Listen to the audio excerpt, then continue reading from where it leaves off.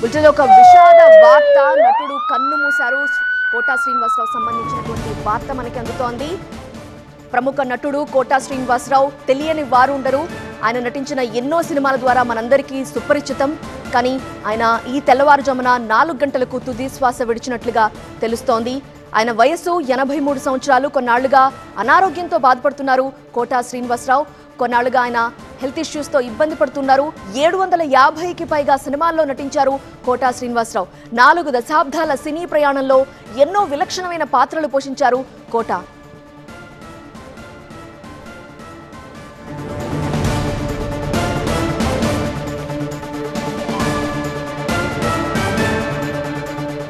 ప్రముఖ నటుడు కోటా శ్రీనివాసరావు కన్నుమూశారు. ఆయన వయసు 83 సంవత్సరాలు.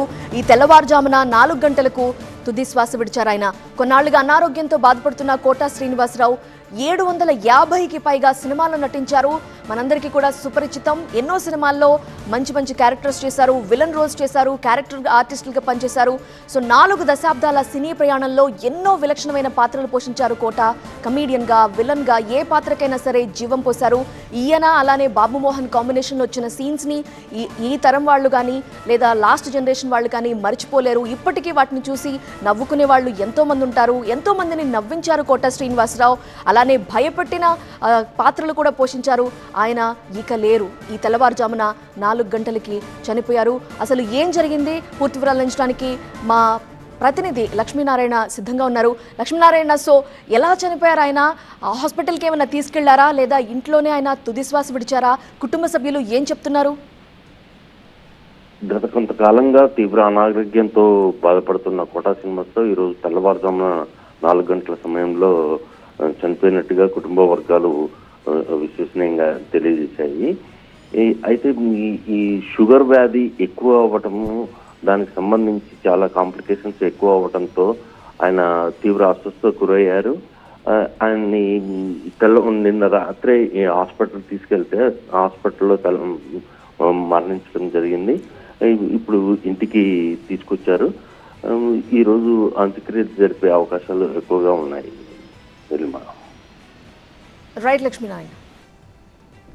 కోటా శ్రీనివాసరావు 750కి పైగా సినిమాల్లో నటించారు. తెలుగు, తమిళ్ అనేక భాషల్లో కూడా ఆయన నటించారు. విలక్షణమైన పాత్రలు, ఏ పాత్రలో అయినా ఆయన నటించారంటే పాత్ర నటిస్తున్నట్టుగా అనిపించదు, ఆయన జీవించినట్టుగా ఉంటుంది. ఆ క్యారెక్టర్ ఆయన కోసమే పుట్టిందా అన్నట్లుగా ఉంటుంది. అనేక సినిమాల్లో విలక్షణమైన పాత్రల్లో పోషించారు. కామెడీ రోల్స్ చేస్తే అంతకన్నా అద్భుతంగా ఎవరు నటించలేరేమో అనిపిస్తుంది. విలన్గా చేస్తే ఇంతకంటే భయపెట్టేవారు ఎవరుండరేమో అనిపిస్తుంది. అంతగా ఆయన యాక్టింగ్ని ఆస్వాదించారు. యాక్టింగ్ని తన వృత్తిగా మలుచుకున్నారు. ఎంతగానో నటించారు. కానీ 750 సినిమాల్లో నటించిన ఆయన కొన్ని అనారోగ్య సమస్యలతో చాలా కాలంగా బాధపడుతూ వస్తున్నారు. ఆ అనారోగ్యమే ఆయన ప్రాణాన్ని తీసింది. ఆయన వయసు 83 సంవత్సరాలు. ఈ తెల్లవారుజామున 4 గంటలకి ఆయన కన్నుమూశారు.